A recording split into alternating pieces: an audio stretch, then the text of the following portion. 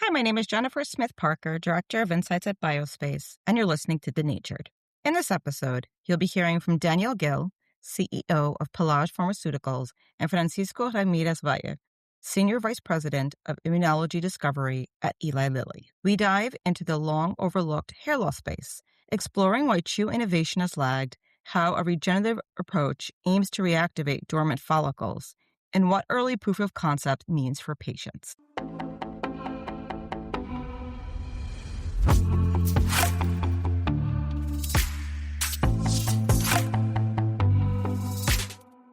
Hi, everyone. Thank you so much for joining this episode of Denatured. Daniel and Francisco, if you can go ahead and introduce yourselves, that would be great.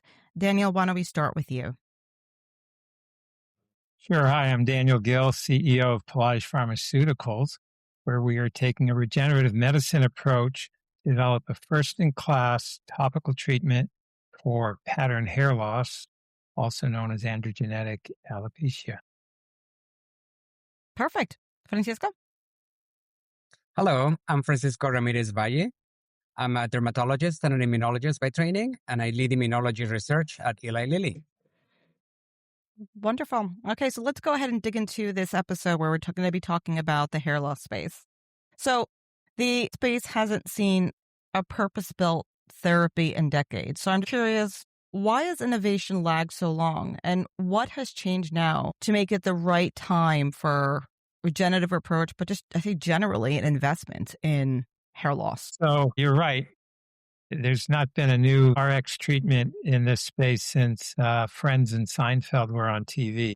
I think aesthetics has been largely considered a kind of the domain of lotions and potions without a lot of science. And I think what's changed is both new scientific advances as well as societal changes. So on the scientific side, it's about 15 years ago, it was recognized that for people with pattern hair loss, even when they've lost their hair, the follicles are still there. And inside those follicles, there are live stem cells, but they've gone quiescent. And so that set the groundwork for Pelage scientific founders to figure out how it could turn those stem cells back on. And then on the societal side, I think over the last 5 to 10 years, there's been tremendous changes with respect to social media, online meetings, where now all of us are spending a good part of our days looking at ourselves on screens, which is quite different from the way it used to be, where you maybe glanced at the mirror on your way out the door in the morning. And so we're all much more keenly aware of our appearance. I worked at Allergan. I was VP of research there. And over 30 years, I had a front row seat to watching how Botox really revolutionized the aesthetic space, driven by really strong science. And I like to think that the GLP-1s for obesity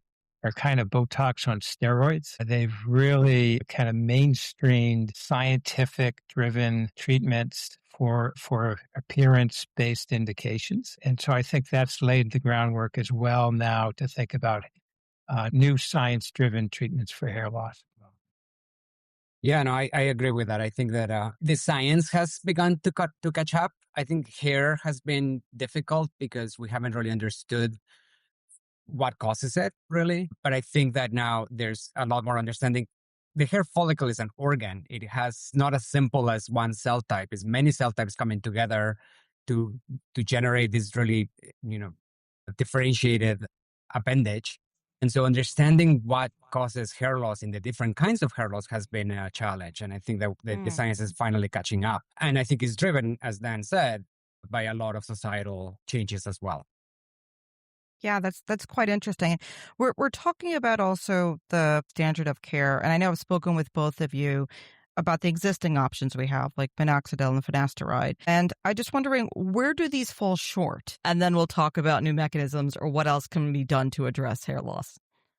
Yeah, maybe then I can kick this off, but I'd love to hear your thoughts. I think that it's really important to think about the different kinds of hair loss because different treatments may not work in all the different types of hair loss. And when we consider hair loss in the field, we frequently divide them into those that are inflammatory or immune-mediated and those that are not immune-mediated. Of the immune-mediated hair loss, like alopecia areata and frontal fibrosing alopecia, we also divide them into scarring and non-scarring. So scarring alopecia is when the hair follicle is essentially destroyed, and non-scarring alopecia is when the hair follicle is preserved. Alopecia areata is a type of immune-mediated alopecia where the hair follicle is preserved. And this has important implications both for diagnosis and for treatment, but also for prognosis. Because if we're able to stop the immune attack in alopecia areata, we can actually have the hair regrow. Whereas in the scarring alopecias, the hair follicle is destroyed and replaced by a fibrous tissue, essentially a scar.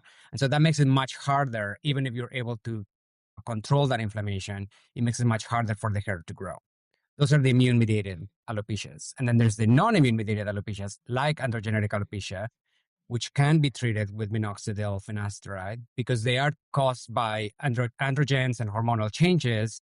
They can be very different between men and women, but ultimately these hormonal changes lead to this process of hair follicle miniaturization and shortening of the hair follicle growth cycle. So they become smaller and smaller.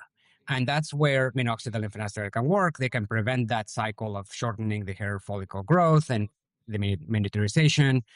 But by and large, these treatments, finasteride and minoxidil, have essentially helped delay or stabilize the hair loss, but they haven't really promoted a lot of new hair growth. And I think that this is where we're beginning to see new mechanisms really trying to not just stabilize, because that's not what patients want, right? The patients want like their hair back. They don't want their hair loss to be stabilized. And so I think new mechanisms are beginning to really wake up those hair follicles and really bring back new hair. But I'm sure Dan has more to say on this topic.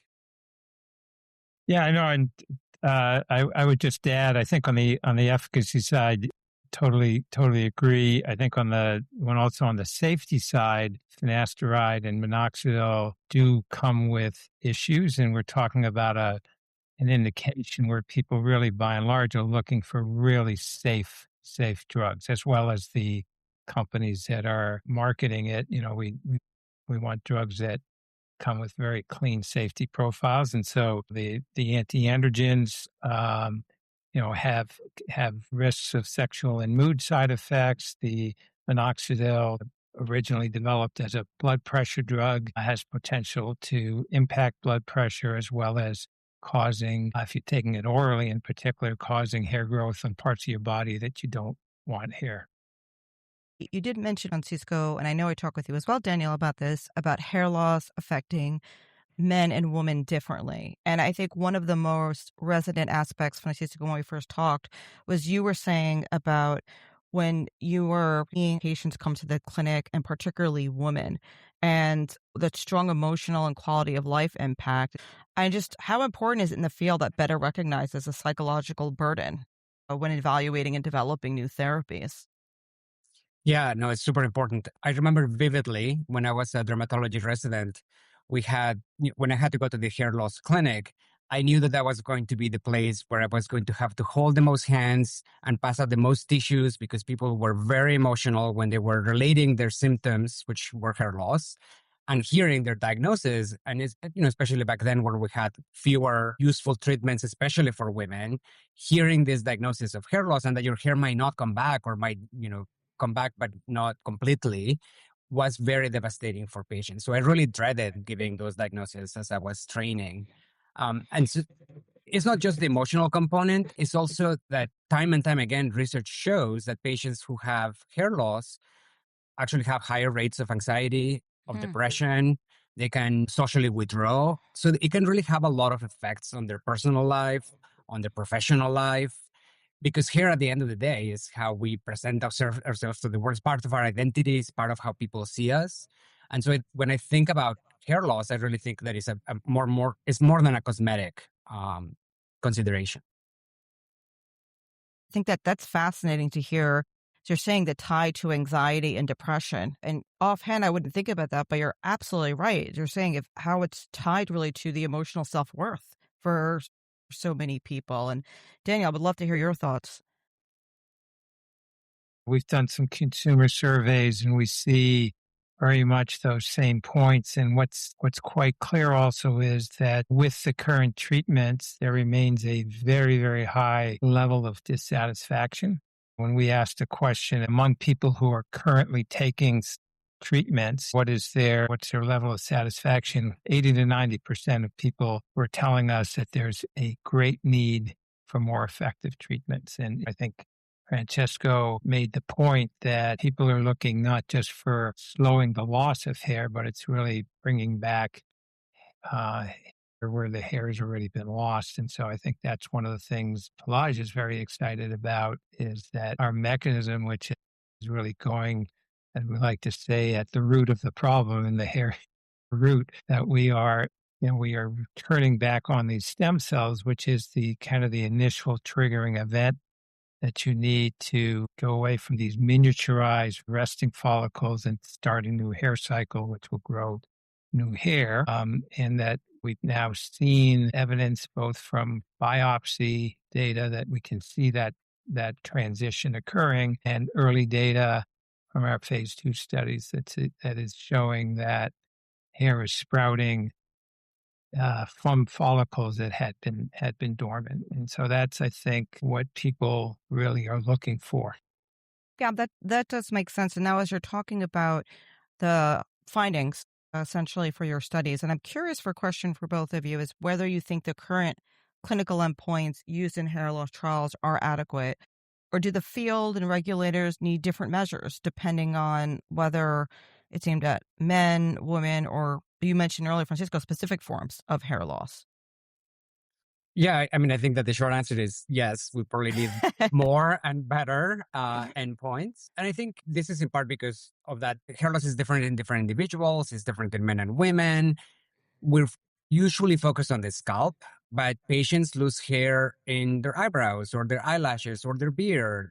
And so making sure that we can quantify hair gain in different scalp locations, in different body parts, in different regions of the body, one size does not fit all.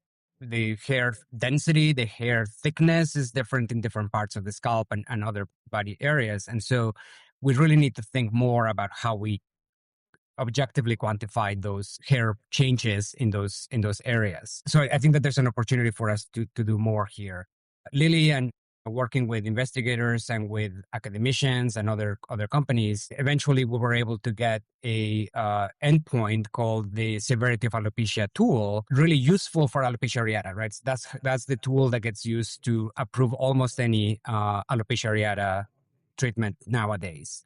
That took a while to be able to develop it and validate it and assess it and make it routinely, systematically applied in clinical trials. But that tool is great for alopecia areata, is not great for other types of hair loss. And so each one eventually has to come up with their own way. And I think Dan probably has some thoughts on that aspect. But I think that regenerative alopecia probably needs other types of assessments as well.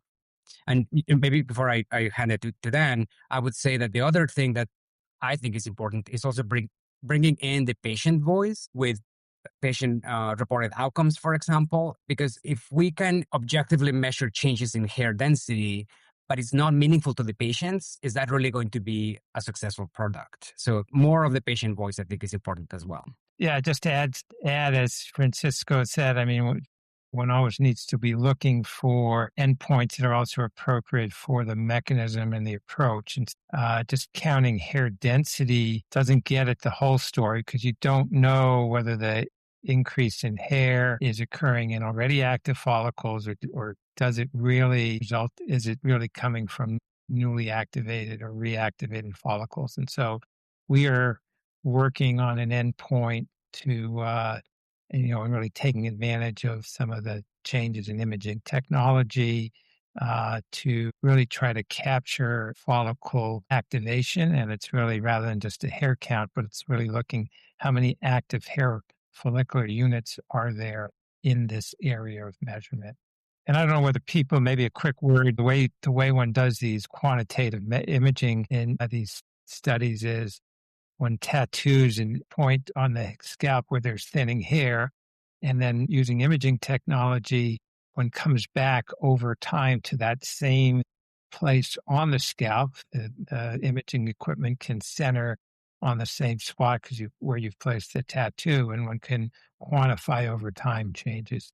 Oh, that's quite interesting. Okay. So I see what you're saying about the innovation that can happen when you're looking at these endpoints, but it's also interesting to hear Francisco saying it really can vary, like that alopecia areata scale is not necessarily applicable for the numerous types of hair loss conditions that are out there. I think both you had said about the social like media aspect and how that brings into hair loss. But I'm trying to understand that better. Is it because we have more people on Insta or TikTok with full heads of hair? Or is there something else I'm just missing here? Or I don't know, is there youth culture that's pushing to have lasting hair? There is a tremendous amount of online discussion, whether it be Reddit forums, whether it be influencers in the maxing appearance space. And that ranges from younger people. And what's certainly been very dramatic as well is whereas 10, 15 years ago, we tended to think of the beauty, the aesthetic space being more female driven. It certainly now crosses into men as well. And I think there's tremendous broad interest, but a lot of that is also driven by the frustration of not having something that's really working. There's only about 1 million people today who are, and that's numbers going up, but who are taking finasteride and minoxidil. Yet the number, and I'm speaking of the U.S., and yet there's 50 to 60 or more million people ranging from 20 to 60 or more that are have some degree of hair loss, right? So it just speaks to this huge unmet need. I think a lot of, again, what's keeping, if you look at the online chatter, a lot of the worry is finding something that's safe. I think that's keeping a lot. There's some people who are willing to, deal with the side effects of the current drugs, but I think there's a lot of people on the sideline. And Francisco, from your physician point of view, kind of love to hear your thoughts on that too. But my impression is a lot of people really are looking for something that's safer. Yeah, those are really good points. And maybe I'll just add two quick points on that. Jennifer, to your question, I think that there's also a component of right now we're thinking about health span, right? How can we live well in a variety of ways, right? We want to maintain our muscle mass. We want to maintain our cognition as we age. And I think part of aging well is also looking how you remember yourself and how you think of yourself. And that's part of why I think hair is an important component as we think about just having the best possible health span for ourselves. And then I agree with you. I think that people are looking for science-driven mechanisms that work, that we can demonstrate work, and they want safety, right? We don't want to expose ourselves to things that are, toxic as we aim to have the best possible health span. That kind of defeats the purpose of having a full health span. And so when I think about, for example, the opportunities in other types of hair loss like alopecia areata, where JAK inhibitors have started to pave the way to have really much better treatments for patients, I think that there's still an opportunity to bring new mechanisms. With the pace of research in alopecia areata has accelerated. We have new mechanisms that may be safer, maybe even longer lasting. And so there's an opportunity to improve there. But I think safety is one of the considerations as patients and physicians choose the medications that they give their patients. Yeah, it's so interesting hearing about you talk about longevity in that aspect, because I did a podcast on that and that did really well. Now, the final question I have for you, gentlemen, is that given the large market potential, what needs to change for patients to get better diagnosis, treatment, and follow-up? I think, technology, I think, can help here.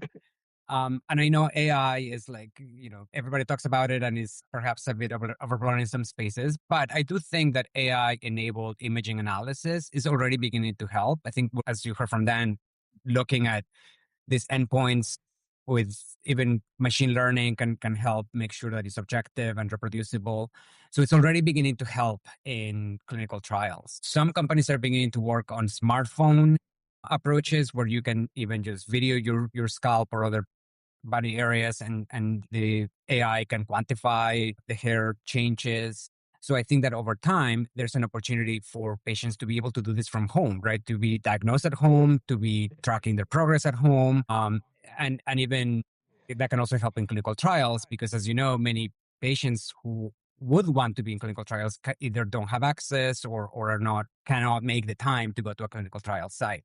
So I think that this is something that could potentially help over time. But I think at the end of the day, what we need is a really end-to-end process where we bring the right science, the right clinical trials, the right regulatory endpoints that really address the patient populations broadly, both men and women. And eventually we need access to these medications so that the right breakthroughs actually reach the people who need them.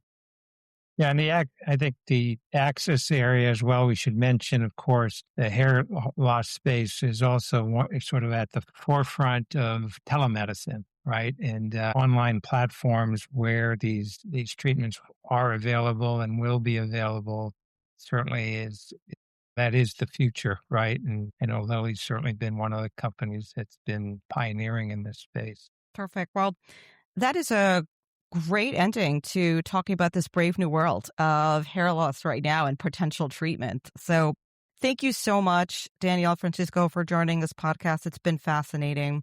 And if you'd like to listen to more episodes of Denatured, please turn to biospace.com. Thank you.